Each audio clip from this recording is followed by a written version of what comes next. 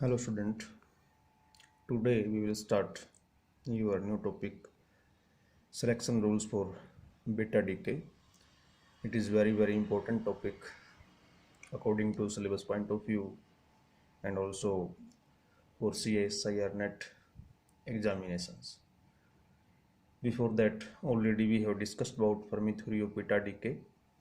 comparative half-lives, time and Curie plot. So let us start this topic.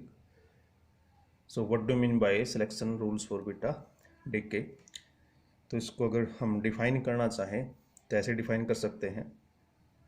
The rules which are connecting the characteristics of transitions. Again I will repeat the rules which are connecting the characteristics of transition with the transition order in terms of change in angular momentum and parity are called selection rule. Again I will repeat. So hello student, again I will repeat the rules connecting the characteristics of transition with the transition order in terms of change in angular momentum and parity are called selection rules. So according to this rule, जो एक एक word मैंने बोला आप लोगों को, जैसे जैसे मैं एक्सप्लेन करता चलूँगा हर वर्ड की क्लियरेंस आपको होती चलेगी कि transition order, characteristics transition, what is the change in angular momentum, what is about parity. So as we know that in Fermi theory of beta decay we have a matrix element. आप लोगों को पता है कि एक matrix element था हमारे पास में जो था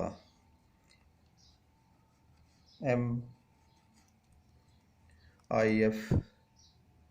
के मोड का स्केल, जो हमारे पास था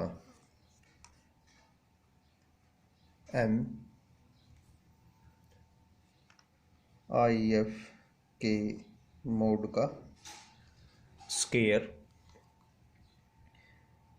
is equal to mode of wave function of daughter element, wave function of electron अगर हम बीटा डी की बात कर रहे हैं, and wave function of anti neutrino beta minus D की बात कर रहे हो अगर आप लोग, interaction Hamiltonian and wave function of parent element. ये हमारे पास में मैट्रिक्स एलिमेंट था.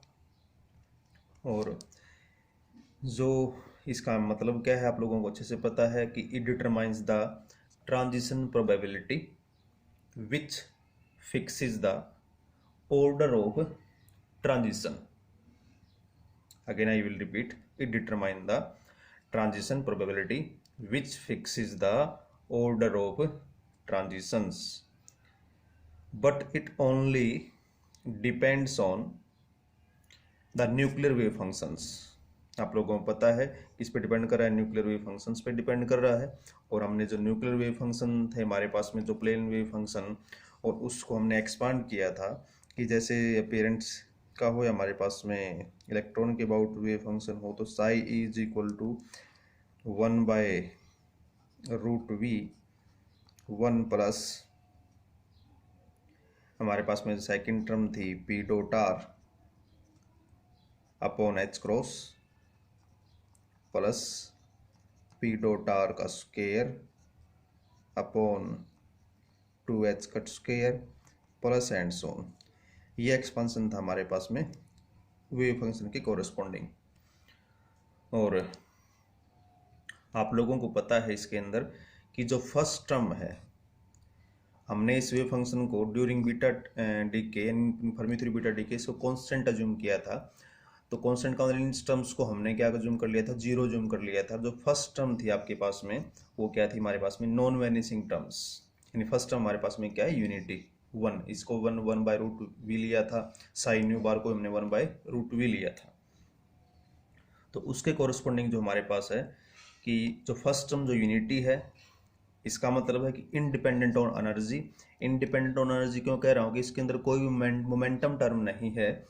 और मोमेंटम टर्म्स मतलब आपकी जो एनर्जी है मोमेंटम डिपेंडेंट, तो मोमेंटम जीरो है, तो ये आपकी जो ये फर्स्ट टर्म जो मोमेंटम इंडिपेंडेंट एनर्जी इंडिपेंडेंट है। तो इसका मतलब क्या हो गया, which is the indication of allowed transition, indication of allowed transitions, but in some transitions the initial and final nuclear wave functions, कुछ ऐसी ट्रांजिशन होती हैं जिसके अंदर इनिशियल स्टेट का वेव फंक्शन हमारे पास में फाइनल न्यूक्लियर वेव फंक्शंस हैं, इस तरीके से होते हैं, are such that the first term of this expansion become zero. अगर ये टर्म अगर वहाँ पे जीरो हो जाए तो फिर हम किस टर्म को कंसीडर करेंगे, हम करेंगे सेकेंड टर्म को कंसीडर करेंगे। और जब हम सेकेंड टर्म को कंसीडर करेंगे यानी पी डॉट आर को सेकेंड टर्म के कोरस्पॉन्डिंग कंसीडर करेंगे, तो which are the clear indication of first forbidden transition. अब मैं इसको फर्स्ट फॉरबिडन क्यों बोल रहा हूँ, यहाँ पे आप लोगों को अच्छे से क्लियर हो जाएगा, क्योंकि यहाँ पे एनर्जी डिपेंडेंट टर्म है आपके पास में, मोमेंटम डिपेंडेंट टर्म है, तो इसके कोरस्पॉन्डिंग अगर आप इसमें कि क्योंकि आपको पता है कि वेव फंक्शन हम किस में यूज कर रहे हैं, एज एन मैट्रिक्स एलिमेंट में, और मैट्रिक्स एलिमेंट यानी इस टर्म का जो जब हम स्क्वायर करेंगे तो इसका मतलब क्या होगा, जब इस टर्म का हम स्क्वायर करेंगे कि square of this term we get the order about 10⁻²। इसका मतलब क्या हो गया कि हमें ये जो इनडायरेक्टली क्या बता रहा है, हमें ट्रांजिशन प्रोबेबिलिटी बता रहा है मैट्रिक्स एलिमेंट, तो इसका मीनिंग क्या हो गया, the transition probability is reduced by that amount. और ट्रांजिशन प्रोबेबिलिटी अगर रिड्यूस होती है तो आप लोगों को पता है कि हमने कंपेरेटिव हाफ लाइफ में अच्छे से डिस्कस किया था कि हमारे पास में अगर ये जो ट्रांजिशन प्रोबेबिलिटी डिक्रीज हुई तो इसका मतलब क्या हुआ कि हाफ लाइफ इंक्रीज होगा, लॉन्गर होगा, और हाफ लाइफ अगर लॉन्गर होता है तो इसका मतलब डीके कांस्टेंट क्या होगा, लैम्डा स्मॉल होगा, और लैम्डा अगर स्मॉल होगा तो इसका मतलब क्लियर इंडिकेशन क्या होगा कि smaller probability of beta decay. ये सारी चीज़ हम उसमें डिस्कस कर चुके हैं कंपेरेटिव हाफ लाइफ में कि मैट्रिक्स एलिमेंट उसके इन्वर्सली प्रोपोर्शनल था हमारे पास में, और ये जो प्रोबेबिलिटी जब आपके पास में बाई 10⁻² रिड्यूस होती है तो हाफ लाइफ इंक्रीज होना है, मतलब है डीके कांस्टेंट की वैल्यू जो है वो डिक्रीज होना। डीके कांस्टेंट अगर डिक्रीज होता है हमारे पास में तो उसका मीनिंग क्लियर इंडिकेशन क्या है कि which is clear indication of smaller probability of beta decay. तो इसका मतलब इसलिए मैं इसको कह रहा हूं कि जब इस टर्म को कंसीडर करेंगे तो this correspond to first forbidden transition. And again कोई न्यूक्लियर ट्रांजिशन हमारे पास में इस प्रकार से है, in such a way that कि दिस बोथ टर्म वैनिसेस। अगर ये दोनों टर्म वैनिस हो जाती हैं तो हम किसको कंसीडर करेंगे, हम थर्ड टर्म को कंसीडर करेंगे। तो वहाँ पे फिर आपको जो प्रोबेबिलिटी का ऑर्डर हो और लार्ज होगा, मैट्रिक्स एलिमेंट की वैल्यू और लार्ज होगी, तो वहाँ पे उसका मतलब अगेन फिर हाफ लाइफ में बी मोर लॉन्गर, और उस डीके की जो प्रोबेबिलिटी है बीटा डीके की वो प्रोबेबिलिटी और क्या हो जाएगी, वो और रिड्यूस हो जाएगी। तो इसका मतलब है ये दो फर्स्ट टर्म दोनों वैनिश हो गई, तो हम थर्ड टर्म कंसीडर करेंगे। तो थर्ड टर्म जो हम कंसीडर करेंगे which corresponds to second forbidden transitions. उसके बाद हम अगली टर्म कंसीडर करेंगे तो third forbidden transition and so on, ऐसे हम कंसीडर करते चले जाएंगे। तो आई थिंक आप लोग यहाँ तक आप लोगों को अच्छे से क्लियरेंस हो गई होगी कि फर्स्ट ऑर्डर ट्रांजिशन क्या है, सेकंड फर्स्ट फॉरबिडन ट्रांजिशन क्या है, सेकंड फॉरबिडन ट्रांजिशन क्या है, और अलाउड ट्रांजिशन क्या है। एंड आफ्टर दैट मैं इसको आगे प्रोसीड कर रहा हूँ, इससे आगे हम इसको कैसे देख के चलेंगे। यहाँ तक हम लोगों ने डिस्कस कर लिया। तो इसका मतलब यहाँ पे हमारे में जो मैट्रिक्स एलिमेंट का एक तरीके से क्या है कि जो वेव फंक्शन पे डिपेंडेंस है हमारे पास में, यानी एक तरीके से जो ऑर्डर ऑफ ट्रांजिशन पे हम कह सकते हैं जो डिपेंडेंस है किसका, इस मैट्रिक्स एलिमेंट का। So dependence of matrix element M on kinetic energy of electron, क्योंकि जो हम फर्स्ट टर्म जो ये हमारे पास में ये फर्स्ट टर्म, ये सेकंड टर्म, ये थर्ड टर्म है, तो जब हम सेकंड टर्म को कंसिडर करें momentum dependent means energy dependent, तो इनडायरेक्टली क्या कह सकते हैं कि so dependence of matrix element m on electron kinetic energy for all forbidden transitions, for all forbidden transitions is explained by the type of interaction। जो dependence है किसकी, matrix element की on electron kinetic energy for all forbidden transitions is explained by the type of interaction। So the Fermi theory of beta decay predicts the shape of allowed spectra should be same and the shape of forbidden spectra should be different according to the order of forbidden transitions and the type of interaction। So how this difference came we can understand with the examples। तो जब हमने Curie plot किया था तो Curie plot आपको पता था एक लीनियर प्लॉट था, एक स्ट्रेट लाइन प्लॉट था आपके पास में, एक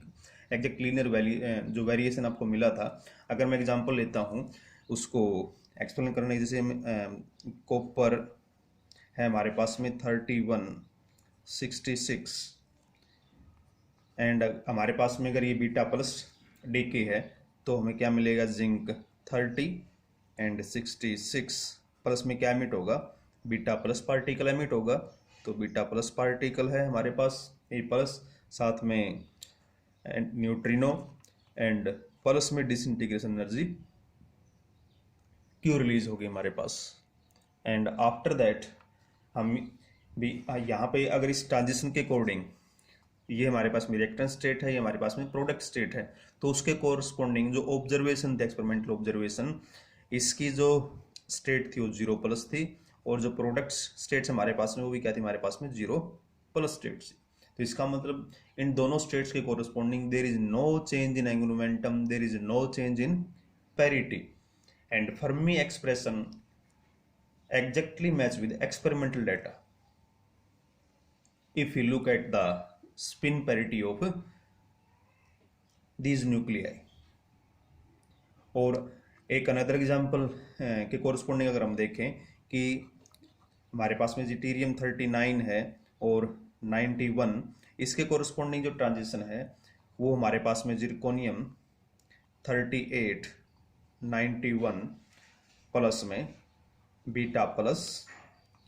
में हमारे पास में न्यूट्रिनो प्लस डिसइंटीग्रेशन एनर्जी, और इसके कोरस्पॉन्डिंग जो स्टेट ऑब्जर्व की गई हमारे पास में, जिनकी spin and parity of this nuclei जो ऑब्जर्व की गई 1/2 माइनस एंड 5/2 प्लस।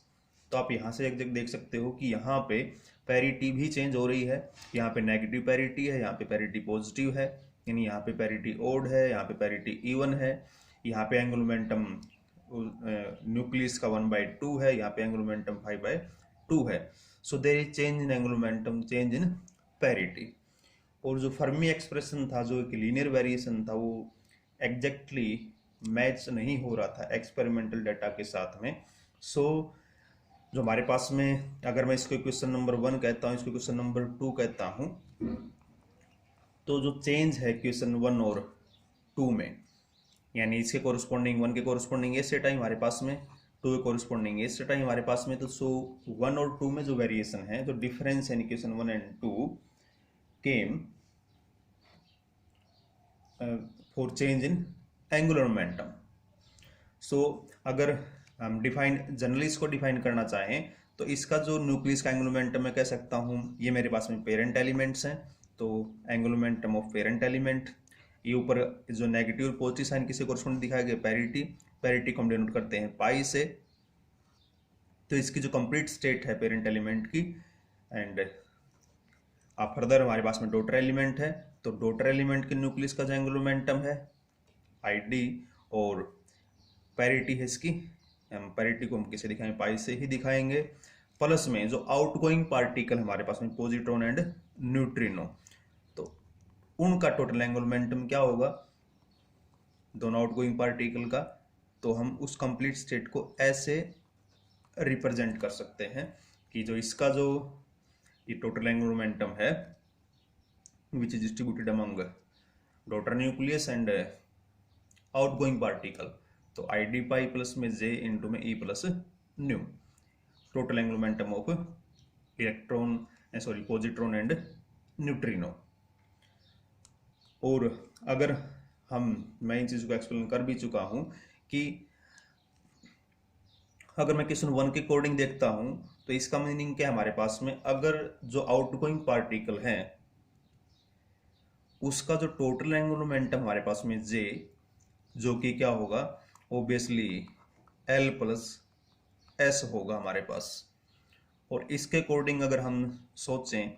कि J is equal to L plus S हमारे पास में, अगर एस भी जीरो है और एल भी जीरो है हमारे पास में, तब हमारे पास में पॉसिबल स्टेट कौन सी होगी, कोरिस्पॉन्डिंग टू इक्वेशन नंबर 1 होगी हमारे पास में, क्योंकि जो एंगुलर मोमेंटम पेरेंट न्यूक्लियस का है वही एंगुलर मोमेंटम किसका होगा, डॉटर न्यूक्लियस का, तब ये दोनों क्या होंगे हमारे पास में, इक्वल होंगे। अगर ये क्वांटिटी हमारे पास में क्या है, अगर जीरो है यहां से, तो इसके अकॉर्डिंग अगर हम देख रहे हैं कि ट्रांजिशन जो ट्रांजिशन प्रोबेबिलिटी है वो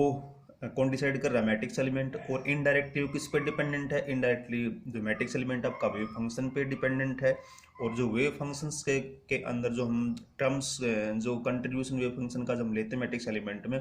भी, कौन सी टर्म जीरो है कौन सी टर्म नॉन जीरो है। तो अगर हम फर्स्ट टर्म की बात करें तो फर्स्ट टर्म के कोरिस्पोंडिंग यहाँ पे जो मोमेंटम है वो ओबियसली क्या है, जीरो। एनर्जी इंडिपेंडेंट टर्म है, एनर्जी इंडिपेंडेंट टर्म है, तो वहां पे मोमेंटम जीरो मतलब मींस एंगुलर मोमेंटम एल क्या होगा, जीरो। यानी इस टर्म को, आगे वाले टर्म को हमने अगर इसको हम कंसिडर कर रहे हैं तो इनडायरेक्टली आप ऐसे भी सोच सकते हो कि आप लोगों ने इन टर्म्स को क्या जूम किया, जीरो जूम किया। अगर इन टर्म्स को आप लोगों ने जीरो जूम किया है तो R is equal to zero है, और R is equal to zero का मीन्स क्या है कि जब